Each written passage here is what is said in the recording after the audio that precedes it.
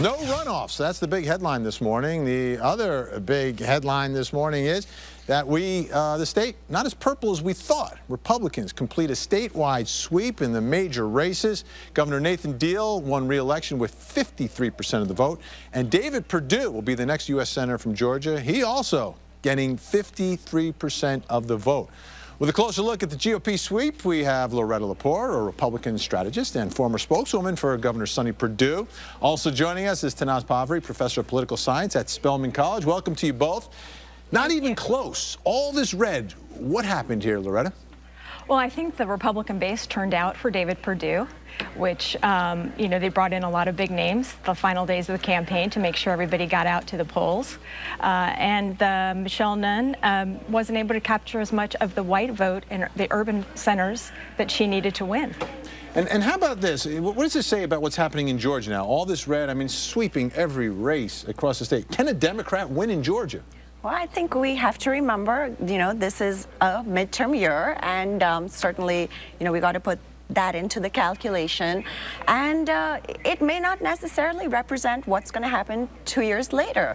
I mean, there has been some momentum, with President Obama's 2 terms, particularly with minorities. I know there are demographic changes that everyone's been talking about in southern states like Georgia. So I'm not sure that we can extrapolate from this huge victory, and it was for the GOP, into the future necessarily. Right. How do you think will things change for folks living in Georgia with Nathan Deal winning and now David Perdue representing us in the Senate? Will anything in our lives change? Well, we have to hope that they'll change, because we do need to improve the economy a bit.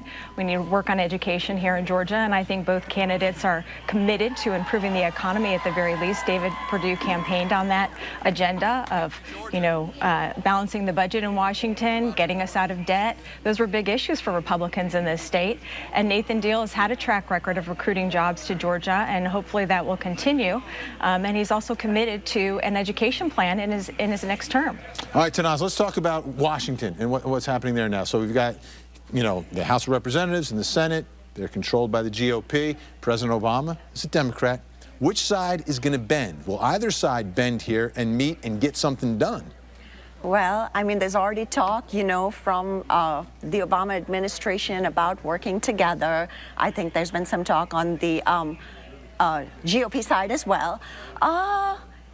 It's hard to tell. I mean, they haven't done really well so far. Does one side have to make the first move? I mean, how does it happen? Because I remember back when Ronald Reagan was president and Tip O'Neill, Ronald Reagan could work together. How do we get, Congress and the president to work together now that we have this split? Well, I think there was a clear mandate and message from the voters in this election, and that message is that power in the hands of a few does not trump the will of the people. And the will of the people in this nation today, whether it's in Georgia or across the nation, is that they want a government that works. So the mandate now is for those folks that are going to Washington, they have to deliver on the promise that they can govern better.